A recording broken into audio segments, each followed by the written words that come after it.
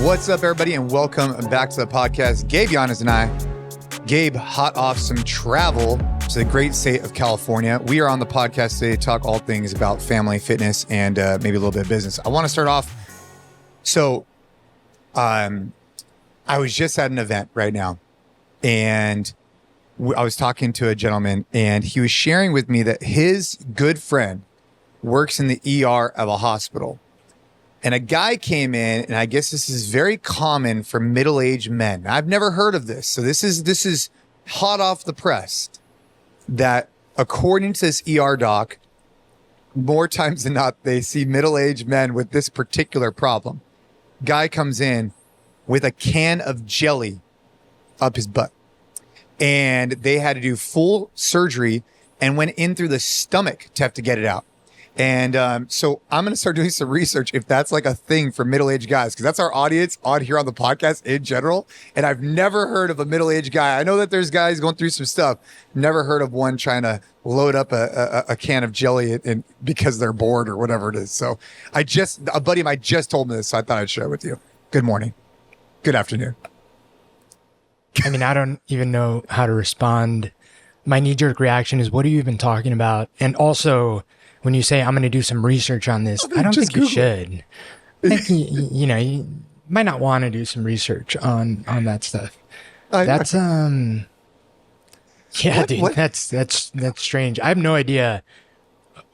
And I don't even want to know what you're even talking about with jelly or whatever. Someone's going to message us and be like, oh yeah, it's a super common thing for guys and stuff. I don't know. Anyways, a friend of mine just said, who are you hanging out with and what kind of event are you going to? That's my question. I know. Hey, wild group. But anyways, back to like real life podcast topics. Kind of stuff only goes down in California. Anyway. Oh my God. Well, welcome to California, because you were out here in the great state, and you just got home from Texas. So to Texas. So welcome. We had Ava's Kitchen this last weekend. I had quite a bit of people ask me about Ava's Kitchen. So I think it's important we just break it down on this show just real quick about what it is, what we do, how we do it. So if you guys are interested, I mean, there's a lot of momentum behind it right now, and it feels really, really good. And I'm hoping that next year it does even better than it did this year. So I definitely think we should dive into it just a little bit. But yeah, how was your experience at Ava's Kitchen? So this is your second year, right? It was incredible, man. It's third? Second. It's an incredible experience for a lot of reasons. I'd mentioned this last year when we said we were going to go, and this all came from, I mean, I've mentioned this in the past, but I'm like I wouldn't say like die hard, but I really appreciate Dave Ramsey and a lot of the financial advice that he puts out. And I've taken it very, very seriously. It's like in large part dictated like the type of cars that we buy and like the type of debt that we take on and like how we manage, living with, one income and trying to make that work. And I just appreciate everything that he has to say about money in general. I think some of this stuff is a little bit too extreme and impractical. He's really big on like not having credit cards at all, because it makes you spend less and having a credit score just being this huge, just scheme to get you guys to. So what would you say? Just to use cash or debit cards? Yeah. Or just debit. Okay. Yeah. So to never even the idea of, and it's because psychologically you will always spend more. And most people, the vast majority of people, end up getting in trouble because people just aren't that good at budgeting. So even though you're saying, hey, I know that I can spend kind of this much a month, when it's a credit card, when it's actually like, there doesn't have to be any money in that account for you to make those purchases, it's very easy to, go a little bit over. And the next thing you know, you go over 3-4 months in a row, and now you're carrying around, pretty significant, credit card balance and the interest on that. Anyway, so you can kind of like, you're nodding your head. You can kind of see why it's a good idea not to do any of that stuff. But anyway, long story short, one of his big principles is that being generous with money, like leads to financial success. And he goes more than just like, I know you've talked about this before, like make to give, like wanting to be financially successful, because then you can go out there and contribute to a cause that you get fired up about. He takes it a step further in that, like, it's almost giving and being, having a giving goal first actually leads to more financial success. And that like, it's one of the things that like, if you're aiming for, hey, us as a family, we want to be able to contribute to this cause and commit to that and make that number grow every year. It's a good, we talk about this a lot, in terms of marketing stuff. It's almost a good like North Star metric, because if you're aiming to be able to contribute more, that means that you have all your other ducks in a row, right? Because if you're putting something to a cause, something that's completely, not mandatory or not something you need to do, that means that you have that almost left over and you've taken care of everything else. So based off of that, we made the decision last year that we wanted to start setting some money aside and putting a number down that we want to contribute to something. And you've always been a huge advocate of Ava's Kitchen. And also like becoming a parent just made it so clear to me that the worst thing that I think, I could possibly imagine is our kids being sick or our kids dealing with something. And we're so fortunate that hasn't been the case for us, that the cause and what, the Jesse Reese Foundation and what they do of, not curing cancer, but curing bad days and going out there and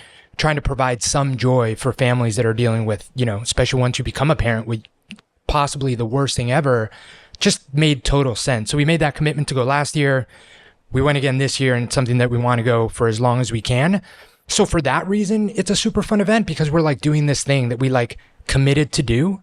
And it feels damn good to give and like be in a room with people that are all giving and are honestly like incredibly more like successful and generous than I am. Like it's the room that you want to be in, right? Whether it's conversations you're having with those people, just like witnessing it, I think, at least for me and Ariel specifically, has been really powerful and feels good. And it's also like, you guys do a great job making it like an awesome dining experience and a party. So it's also selfishly like just a fun thing that is a trip that like me and Ariel do. This is the first year that we, left Shay with grandparents and just went with one kid. So it's also like, it's funny, we were on the dance floor and you made the joke, you were like, it's parents' night out. And it is, it's fun.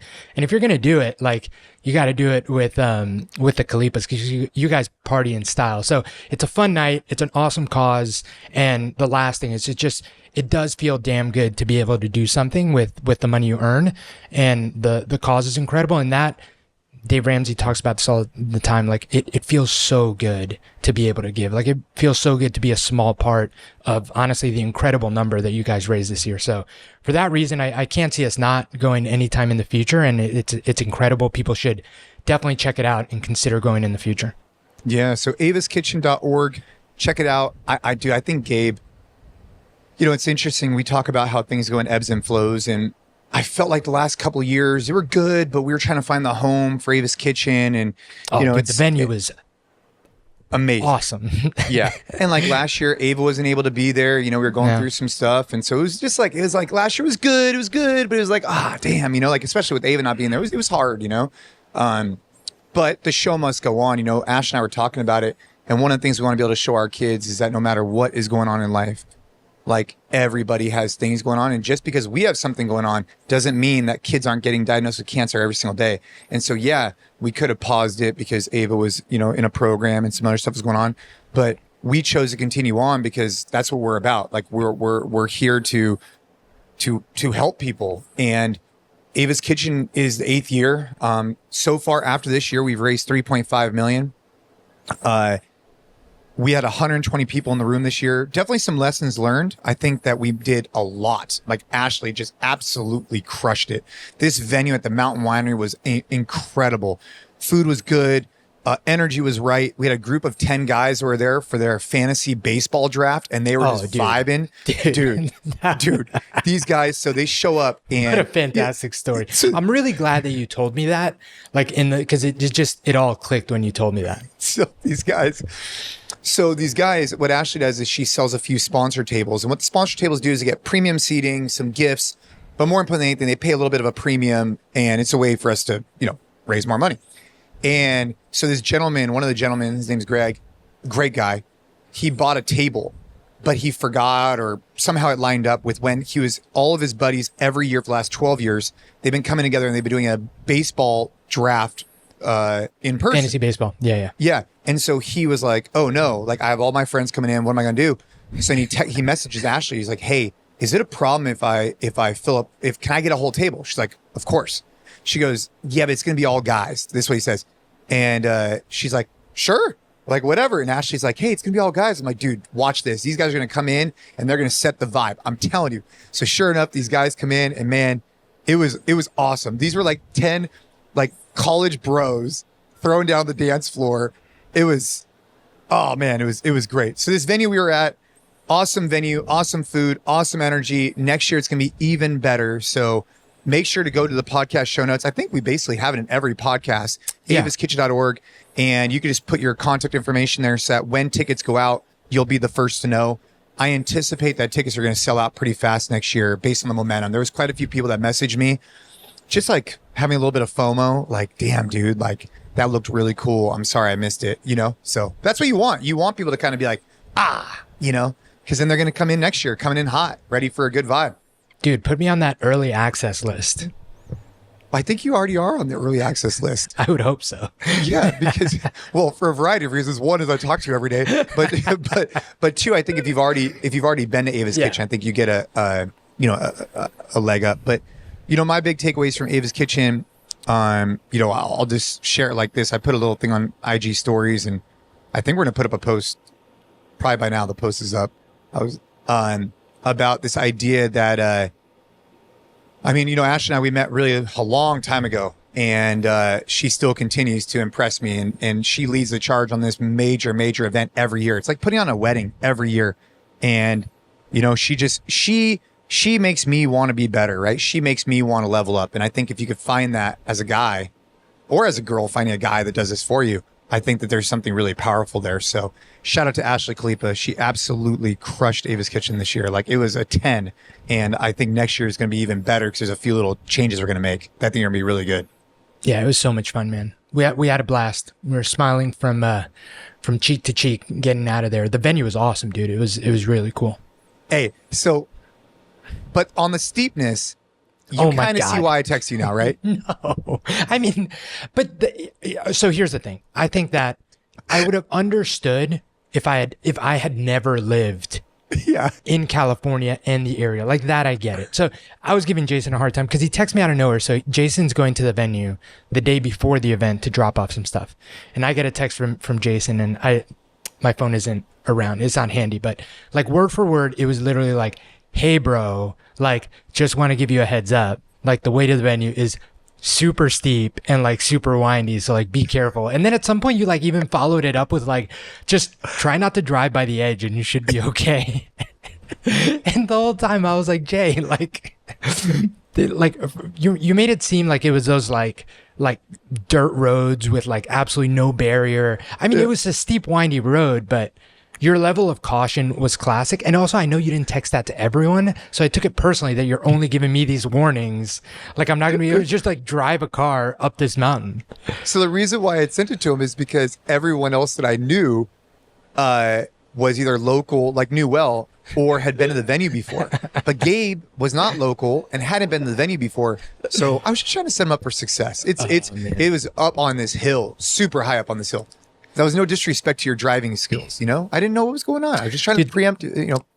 That actually reminds me, I would love going on these drives up Mount Tam when I lived in Marin. This was when I lived alone. So I came out here in 2016, didn't know anybody, didn't really have any connections. I had like coworkers, but not really friends.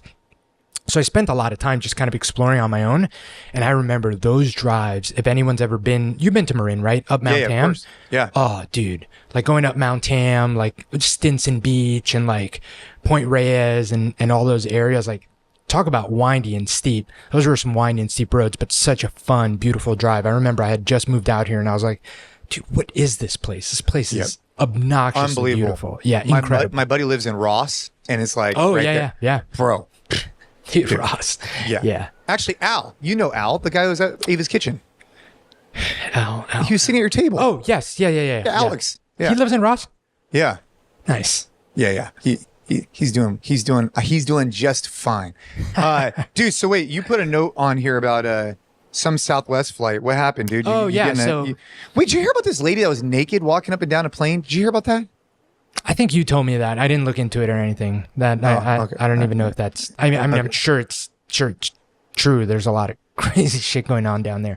No, but this got me thinking. It was a cool conversation we had. Like the Southwest flight attendant. Yeah. So we flew Southwest on the way back, and we had it was one of those flights where it wasn't a connection, but it was a layover, but we stayed on the plane. Yeah. Which was honestly, it was great. I know it's a little longer than a direct flight, but especially we were traveling with our youngest, Charlie. Just give you a chance to like stand up, walk around, change diaper, do whatever. But at least you don't have to get off the plane. Obviously, direct is better, but it's really not bad when you stay on the plane. People come up, people come on, and then you keep going. But because we were doing that, we were traveling with my mother-in-law. I love my mother-in-law. She's awesome. She's just one of those people who's gonna start a conversation and learn everything about that person, and it doesn't matter who it is. So I think everybody has one of those. Yeah, 100. Everybody's got one of those. Dude, she's that person. I'll tell you another story about her in a second. It's a short story, but so she's, asking him all these questions. They're talking because he had 4 kids, and he was telling us that he's been a flight attendant on Southwest for like, over 10 years. And at this point, he basically works like once a month and is still an employee. He said that the schedules are super flexible. He like does a lot of reserve, but like doesn't really need to take on a bunch of flights. And the reason it's a big deal for him and his wife are both chiropractors. His wife owns the chiropractic office, so they're entrepreneurs. They own the business, so they get all their health benefits through Southwest as him being an employee. And he really only works like once a month, and they probably get free flights too. And they get free flights. So with all the kids, they've been able to go on all these trips because they go to Disney a lot, for example, because he was Tennessee based. And he was just speaking of why he does it and how good kind of the setup is. And I was doing some research afterwards because I was like, this is too good to be true. But it is true, and it's because he's been there for a while. And when you just start as a flight attendant, you obviously have to pay your dues. You get like a lot of really crummy flights, red eyes and like long layovers and a lot of like little flights instead of going anywhere cool.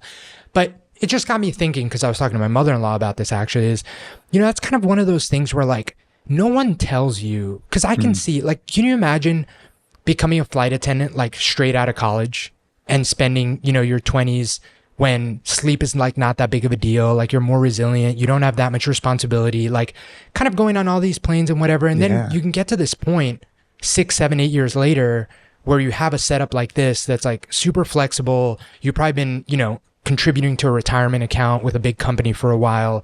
You have health benefits figured out. Now you can go and do something else, but you've kind of like done this thing, and it just, I don't know how this would even happen, but I feel like there's this thing missing. And maybe it's just like the mentorship, like you were saying, of like young guys are just not even talking to other guys, because this flight attendant was a guy, where you can even like learn these like alternate paths.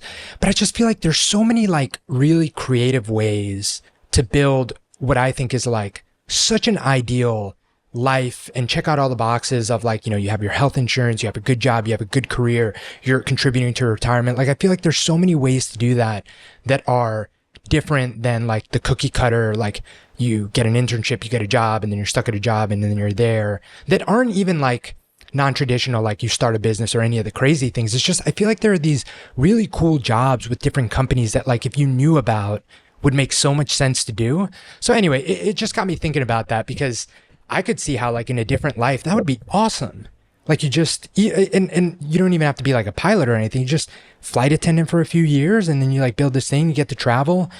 And people don't talk about it. There needs to be more like delivery of that information, right? Because instantly, if you ask me about a flight attendant, I have my preconceived, like, oh, I think it's this type of person, like this type of person. Although I will say, now that you're even mentioning it, you do see a lot of like variety when it comes to a flight attendant. Like you'll see like younger professionals, you'll see older people, you'll see everything in between, and you never really know what you're going to get. So yeah. And I think that like in large part, without being super specific to flight attendants, I just think that, and we've talked about this in the past, I would like to continue to dispel, this, because I do feel like there's this stigma, maybe not so much with flight attendants, but there's this stigma of like good jobs and good careers and like settle jobs and settle careers. Like you settled to be a flight attendant. You settled to be perfect example. I know you've talked about this in the past, to be a plumber, to be an electrician, like you settled to do these like trade jobs. Meanwhile, like a lot of these people are absolutely like crushing it. Yeah. It's like, almost like absolutely crushing it. What's like the saying, like, oh yeah, you guys keep thinking that while all of us over here like exactly are, right, you know what I mean, right. Like yeah, the gold's over there, go over there, and it's like meanwhile these guys are laughing all the way to the bank, you know, like go get yourself into some debt to go to law school so you can become a lawyer, and like, you know, working 80-hour weeks as like a first year lawyer, second year lawyer, you know, and hate every second of it anyway. And you know, I'm sure some people enjoy it. No offense to the lawyers out there. But I got a buddy of mine who anyways, his son's went through law school, went to like this elevated law school, did all these different things, and now he's making like extremely good money. But it was a lot of grind, right? And anything, no matter what you get into, there's gonna be a hustle. But I do think there's careers out there that if people open their eyes to, there's more than what meets the eye, is what I'm trying to say. Like, I think that there's more options than I think people realize. For sure. And I think, you know, because this got me thinking about a whole bunch of things. Like I know you've done this too. I've always worked in an area where I was like just interested in, and I wanted to be in that area. And then, you know, I tried my best and did a good job, and I think that served me. But even out of college, like I started working at a triathlon store because I was doing triathlons, and like I was like, oh, I can get a discount here, and, you know, like be around people that do the same thing. And then I worked for a supplement company in the CrossFit space because I was super into CrossFit. I was like, this would be cool. I could like meet some of the athletes that I like, and, you know, visit gyms and do stuff that I like. And like that went well. And then I was like, oh, like Jason Khalipa's hiring, like, how would that be cool? Like, you know, and here we are. Now we have a podcast. So it's just, I think that it's one of those things where like, if you're someone who's young and like likes to travel, just find a job and travel and like travel. Like if you can find a way to like make your paycheck get you closer to, or make more convenient, just something that you already enjoy to do, like that's the good job, not the thing that like mom says is a good job or society says is a good job. Like, you have. Could you imagine all the stories, especially back in the day? I heard that back in the day, dude, flight attendants were like getting after it. Like I just heard that like back in the day, can you imagine when people were smoking on planes and it was low key, there was no security. These people were just like, you know, and then at night you got like 5 to 10, like especially if you have international flights, you go out, there's probably 10 of you, you're partying all night, you take the plane. I heard it was wild back in the day, but you know, sure, man. Yeah, but it reminds me, like, you know, when I first started working for CrossFit back in the day, every weekend I traveled, and I traveled all over, but I had some really cool experiences that like I would never have had if I had kids, right? You know, once I started having kids, I started reducing my travel significantly. Although I used to go to Asia all the time, but those weekend trips, man, Ash and I did one in Okinawa, Japan. I did one on a few different military bases. Like those were just cool experiences. When you look back on it all those years ago, it's kind of cool to reflect on. So yeah, for our kids, that's what I'm thinking about too, is like, how do I continue to instill certain principles in them that they're going to guide? I don't know what's going to happen, you know, but we're still figuring it out every day. That's it. Yeah, man. The other thing that I wanted to share from traveling briefly is it's just so crazy, man, how perspective is everything. You know, for us, and I know for a lot of parents, and rightfully so, traveling with a young kid is like a daunting and like, you know, potentially very hard thing. And for us, when we had just Shay, it was daunting and, you know, it could definitely, if they're not in a good mood and they don't want to nap, you know, you're like freaking out. But this was a really, really interesting and perfect example because it was the first time that me and Ariel both were traveling with just one, being accustomed to traveling with two. Yeah. And dude, it felt so seamless. Yeah. And so easy. And it's just my margarita. Yeah. Like you're dude, just chilling. And it's just like you level up to what you're required to do. And then whatever is less than that feels so easy. And it's such a good analogy for life, because if you flying with one kid is like the hardest thing you've ever done, the most things that you need to like, all right, do you have the diaper? Do you have this? Do you have that? Like, do you have something to entertain them? That could be really hard. But you know, when you've leveled up to like have to deal with like double that, and then you fly with just one. We were both like, this is the easiest flight ever. And it's not because she was like particularly calm. She was, her usual, like, she wanted to walk around, and, she was like a little loud at times, but still it was like, wow, like the toddler is in here. So this is the life. And it's just, it's just another reminder that, the hardest thing you've ever done is the hardest thing you've ever done. But like, that's why intentionally doing hard things to as much as you can, it's just going to make all the stuff that like is out of your control hard just feel that much easier, because it just shifts your perspective on everything. So anyway, me and Ariel were laughing on the flight back because it was like, this is so easy. We get questions all the time. All people ask me, like, oh, how did you spend months and months and months in the hospital and this and that? It's like, bro, you just do what you got to do. It's like, how do you have 5 kids? You just do what you got to do. I mean, the new Niners defensive coordinator is moving right down the street from us. He has 8 kids, bro. And I'm like, I was like, dude, how do you have 8 kids? He's like, I have 8 kids. Awesome. I'm like, okay. like, I mean, dude, from 14 to a newborn. And, when you're outside, I mean, no, granted, okay, maybe he's like an exception, but like, let's just say you have 4 kids. Dude, 4 to me sounds like a ton. 3 to me even sounds like a lot, because you can't just do one-on-one. You got to, especially getting people around is hard. But anyways, it's like, how do you do it? You just do it. Like, you just do it. And I think when you're not in that situation, you don't realize that you're just like, those people are just in the fight nonstop. And then, because they have to be, like, that just is what it is. And they're going to get through it, and it's going to be fine. And then they'll have moments like you have where they have 1 kid or no kids, and they're going to feel like they're at, Mardi Gras just chilling. It's going to be great. It was like, because I also flew out before Ariel. I flew out 2 days earlier. We were going to do some content and stuff. And flying alone is just like, it's weird. It's like strange. I'm like constantly like, is there something else I have to like check in or carry, or am I forgetting something? It's so funny, man. Yeah. I mean, Ashley normally, because I fly alone a lot, I'm very, very comfortable with it. And Ashley always like handles like what the kids need in terms of like, they don't really need anything. I mean, they could take care of themselves. I mean, Ava, at this point, we'll probably start taking her first flight solo here in the next like couple of months, which it's a big deal, but it's eventually you got to do it, right? Like, you got to do it. She's going to get her learning permit in a year for driving. So I need to start preparing her now. It's funny. I was thinking about Ava while we were driving up from Santa Cruz, because I remember the time that you said you were like, dude, Ava says she wants to drive and she wants to go down to the beach. And for anyone that doesn't know, there's one road. You can go around. You can go the long way, like go all the way down to Gilroy and go around, but it doesn't make any sense. But there's like a pretty direct route to go from where Jason lives down the mountain, over and down the mountain to get to the beach. But that road is sketchy. Super sketch. It's sketchy. Super sketchy. Like, you want to talk about windy and steep, dude. The problem is 17 is windy, steep, and a shit ton of traffic. Like, a lot of people take that road. And it's narrow too. It's windy, it's steep, it's narrow. It's all the things.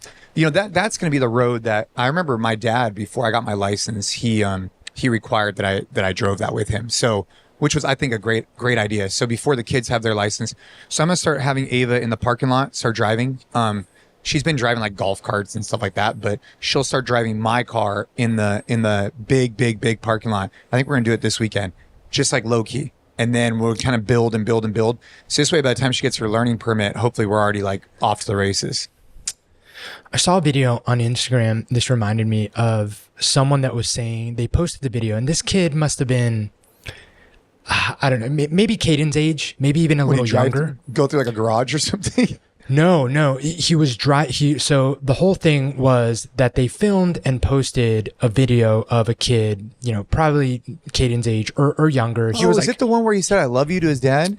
No, it was the one where like parents had reportedly reported this family to, I guess, who would report it to Child Protective Service. I don't know. Yeah, but they had ratted them out because this kid was driving. But essentially, he was driving a truck on their private property, like similar to like how we live and we share property line with my in-laws. He was essentially taking the truck to like deliver something to his grandparents, and like he was in the car with his mom and she was letting him drive. And it was this whole thing about, there's this like there's obviously extremes to everything, but especially, and I know a lot of families that live with this, like when you're in land like this and, you know, you have a homestead, like a big reason we do this is so that we have the freedom to teach our kids a lot of these like life skills super early on, because like we're on our land and we have the space, the room to do it. Like, it's not like you're irresponsibly letting your kid go out and drive on like a crowded road. Like, we have the space. And the whole post was essentially like, you know, why do parents out there feel the necessity to like report stuff like that when it's parents making their own decisions about the risk tolerance they have for their kids and introducing them to what is important life skills at the point that they see fit versus, well, you're not supposed to get behind a wheel and have a permit until this age. Obviously, those regulations should be in place when other people are concerned. Like, you shouldn't have an 8-year-old behind the wheel on a road with other cars learning how to drive. But, you know, to what extent should you have the freedom to, you know, just essentially instill those life skills when you're literally on your property is... I'd make the argument that it's actually better off if they learn. 100%. Like my take on it is, so, you know, my take on it is I want the kids driving as soon as they could physically touch the pedals well and see over the steering wheel well. I want them, like, Caden's close, Ava's ready. I want them driving with me. I want them in a very safe environment and getting comfortable, because, dude, it's going to take time. I mean, bro, I know for me, like, I was an idiot when I got my license. I don't know if you were an idiot. I was an idiot. Yes, I was an idiot. I was an idiot. And if I could like get ahead of their idiotness before they actually get their license, that's my goal. Like, I'm going to take them, I want to take them to a race school. I want to take them to, because, dude, I'm just trying to teach them these skills so they don't have to learn it. You know, like, I don't know. I think it's a good thing that people learn how to do things earlier, as long as it's not risking other people, of course.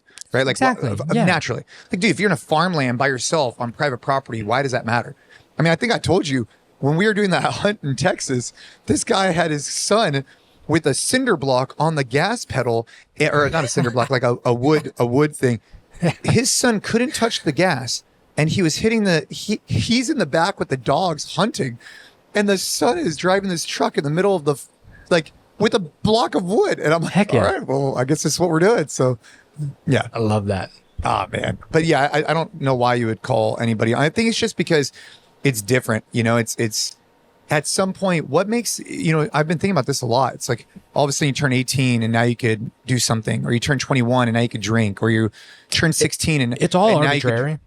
Now you turn 16, you could drive. I know plenty of kids that are 14, 15, and there's a huge difference between one 14 and 15-year-old and another. They're just different people. Like, they might mature at different ages. So I think parents need to take what's in their control, and like, every kid is different, and like, analyze the risk factor. I'm not saying they should start driving publicly earlier. I'm just saying, like, maybe I shouldn't even let Ava drive until she's 17 or 18, because I don't think she's ready for it. And that should be a decision that we make as a family. Like, you know what I mean? If she's not ready for it, I think she's going to endanger herself or other people.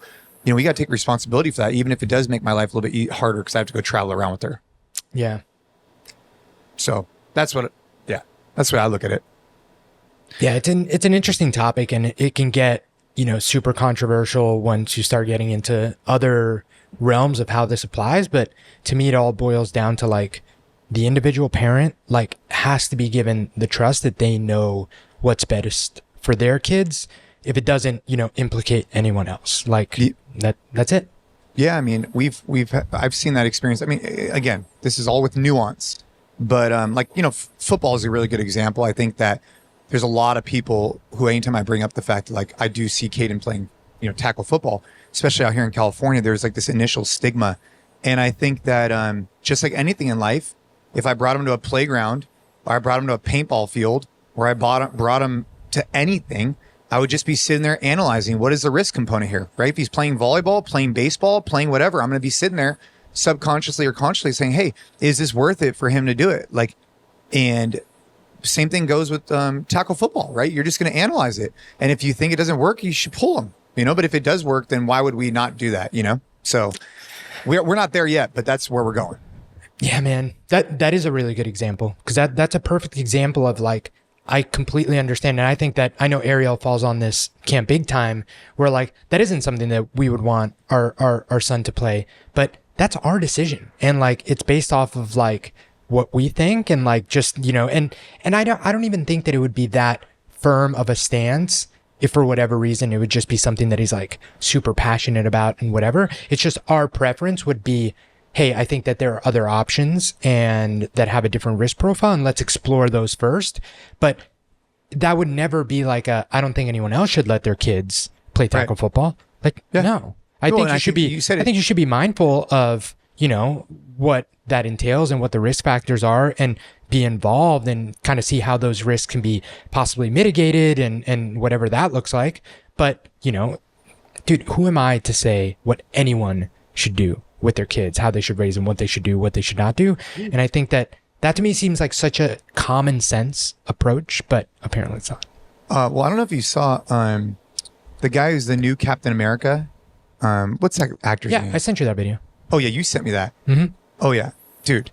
Well, back to one thing, though. With Caden, I did draw a line in the sand. So earlier on, I got him interested in BMX racing and BMX biking because I wanted him to become proficient at riding a bike. So we would have him do it all the time. And then I was like, oh, you know what? Let's go to the, little bike jumps. So I would take him to the bike jumps. And it was a way for me to connect with him because I used to race BMX bikes. I feel really comfortable on a bike. We're able to do stuff. Well, then eventually he wanted to go race. And so we took him to the track that I used to race at. And we did like 5 races. On his 5th race, I had him in full gear and, chest protector, everything. And he ate it hard. And after that, I just was like really reflecting on it. And he wasn't really like, he wanted to do it for sure. And I think there's a lot of lessons you could learn from racing and being on the line, whatever. But it just wasn't, felt like it was more risk than it was reward. And because he didn't love it, he just liked it. I kind of like slowly navigated him away from it, but it wasn't like a cut off, it was just like, hey bud, why don't we, instead of we going here, why don't we go do this? And then he's like, all right. Then eventually he just like forgot about it. Yeah. So, but that was an example, right? I just like, I don't want to see him, I think that was the right move. For sure. And, we've said this so many times in the past, like, dude, who knows if it was the right move, but like, you're making the best decision you can, dude. And with the information you have at that time. And that's it. I know that as a dad, I'm going to fuck a lot of shit up and make the wrong choice many times. But like, dude, we're all out here just trying our best. Well, I mean, that's a good takeaway for all the listeners right now. Like, I've been put in some very unique positions with the kids over the last 14 years. And something I just continue to remind myself of and I just really reflect on is like, are we making the best decision we can at this moment with the given information? And then actually we make the decision telling ourselves that, like asking ourselves, like, are we making the best decision right now, given all the information we have? And we ask ourselves that. And then if the answer is yes, then there's no regrets, because when you look back on it 5 years from now, you remember that you and your spouse or whoever had that conversation. And at the time, with the information you had, you made the best decision you could. So like, that's something I would really encourage everybody to be able to do, is that when you're making big decisions, to like sit there and ask that question together, so that later on in life, there is no regret. There's no regret, because you would do it again. You know what I mean? Like 10 times out of 10, you would do it again, because at that point you said you would. That's it, man. That's it. Yeah. And that in particular was like, those are like big decisions. Like, I'm not talking about like, oh, should we go to the park today? Well, let's sit down and talk about, for sure. I'm talking about like really big life decisions. Like, we had talked on a previous couple of podcasts ago about Ava getting into the high school of her choice. She did get in. I don't know if I said this on the last podcast. So she did get into the high school of her choice, which was a huge deal. But that was one of those examples I'm talking about. Yeah. Yeah, man. Hey, so when you were out here, we had the men's club. That was officially, I want to say, it had to have been the biggest. It had to have been the biggest men's club we've ever had, because they knew Gabe was coming. And so they found out Gabe was coming to the men's club. And so we had, I want to say it was like close to 80 guys. You said they counted 75? Someone told me that they had counted 75. That's a lot of guys. Sounds about right. Dude, it was so many people. It was awesome, man. How many people do you think we could fit? How many people, honestly, like how many people do you think we could do that with? I mean, it depends what you're doing. Like, you eliminate the running and make everything just stationary body weight stuff, and that could be a much bigger number. But it's tough to say, because you could also have like half the people up by the fountain thing, half people doing something down by the parking lot. Like, there's ways you can fit a big group. But it was super cool. You know what? Now that you're mentioning it, we've never done Fight Gone Bad style, and I don't know why not. So we could fit tons of people if we go Fight Gone Bad style. like step ups on the thing, like playground overhead. Like we could do so many people. So, we get a lot of questions about the men's club. They're always AMRAPs. They're always EMOMs. They're never for time. They're always just a way to create energy so that if Gabe does 5 push-ups and I do 15 in the same amount of time, it doesn't matter. There's no ego about it. Everybody's just out there to get a great workout. But we've never done a fight gone bad. So now that you mention that, that's what we're doing this week. We're going to do a fight gone bad. I remember you saying that last time and I was thinking about it. And what I would add to that, Jay, because I do think that this is important, because I think that the spirit of the men's club that you have and honestly any is just to get guys together to do hard stuff. I would add that I think that there's groups out there of men that would appreciate to come out and like race or like, hey, who's going to get top time? Who's going to get the most reps today? I think that like that to me at least falls into the category of like, dude, just get some guys together to do something that's going to challenge them. And if that particular group of guys that you've gotten together is the type of people that like, dude, who's going to get most reps? Like, let's count total push-ups. And then at the end be like, who got the most? And that's going to fire you up that much more. Like, I think that's great. I think that it's worked really well for the community that you have and being super inclusive with the fitness levels that you want to have. But I do think that like, for me, the underlying spirit of all this is get some guys together and figure out what's going to fire you up to do something a little harder than you would have done on your own because you were with other people.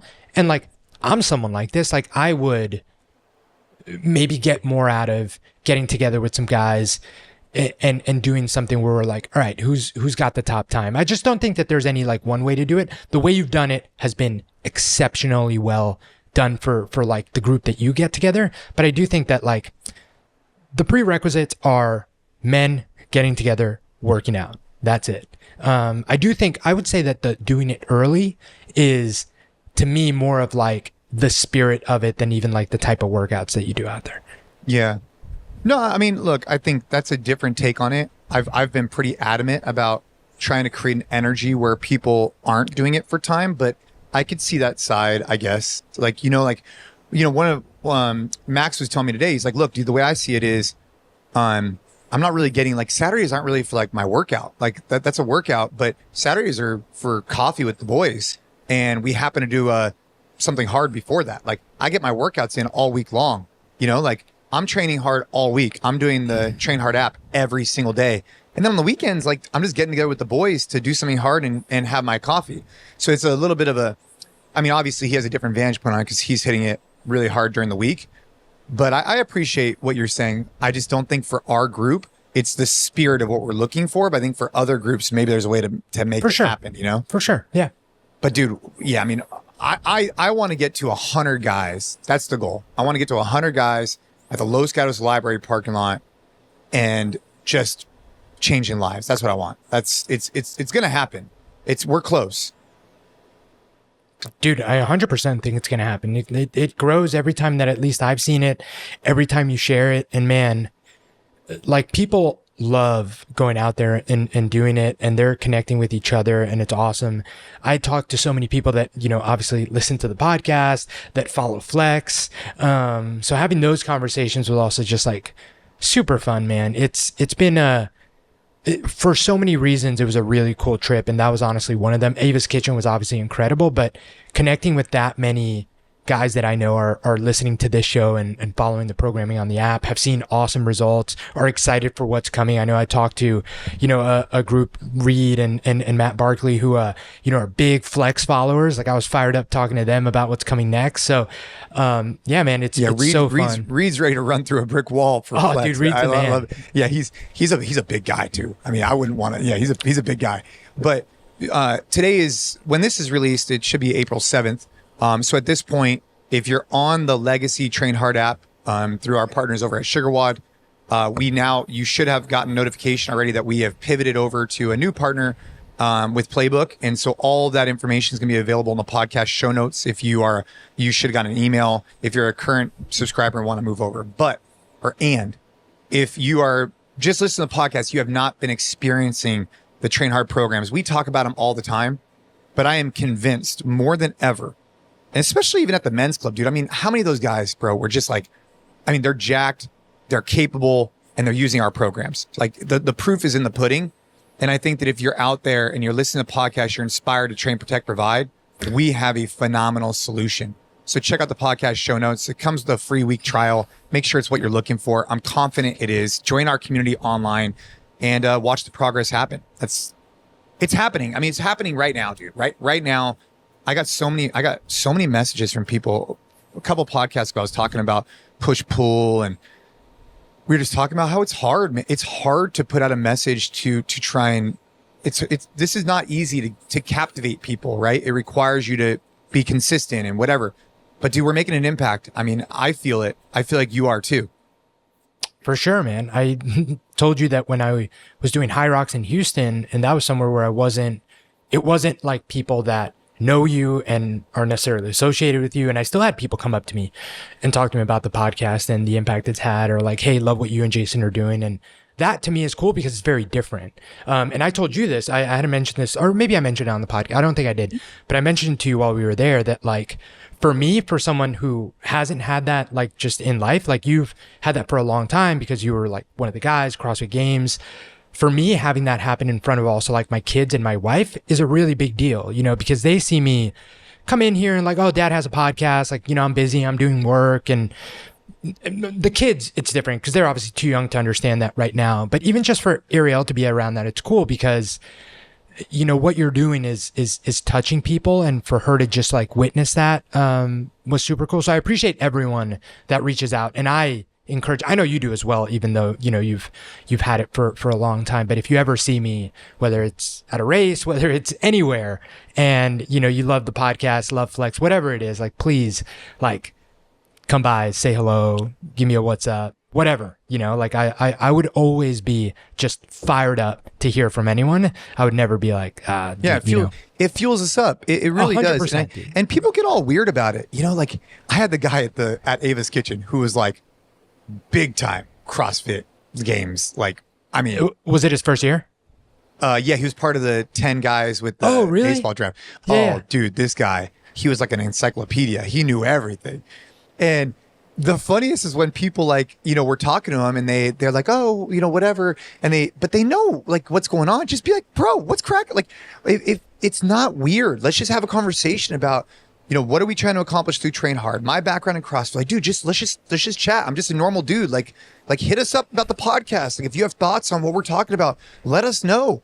All we're trying to do is just take wherever we're at and get to the next level. And we want you to do the same thing. And if you think, and if we think that communication is going to help us get there, that's why we have the new app platform too. Like you're going to be able to just follow along this journey through progressive photos, through all the different training programs, and then also connect with us in the community tab, right? And we want to hear from you. We want to be able to talk about the flex workout. We want to be able to talk about what you're feeling about Train Hard Daily and which days to pick. We want to be able to have conversations about, dude, I'm having a shitty day. And, you know, we can connect offline or online, right? I was at jiu-jitsu. I think I told you about this, but, you know, a buddy of mine was like, we were warming up. We were just doing drills, low key. And he's like, oh yeah, I got to go in a minute. I was like, oh, everything okay? He goes, yeah, my daughter's in the hospital. I'm like, oh. I was like, your daughter's in the hospital? And he was like, he like got really quiet. And so anyways, he shared with me what was going on with his daughter. And I was like, hey man, I can relate with you. Like, let's have a conversation. So him and I, we didn't really do any jiu-jitsu. We just sat and talked for like an hour and about some stuff going on in his life. But the reason why I'm bringing this up is that at the very end, he just like shakes my hand. He's like, hey man, I really felt alone going through this process, but talking to you made a huge difference. And so what I'm sharing on the podcast is, I don't care what a dude or lady or anybody's going through. I don't care.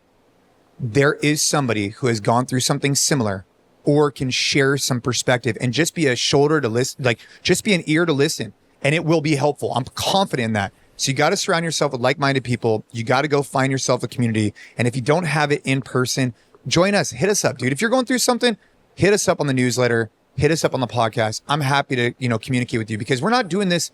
This is bigger than just like money or this and that. This is to make a true impact, to leave a legacy that we really laid at this framework where we leveled people up. So hit us up if you ever need us because we're here to support.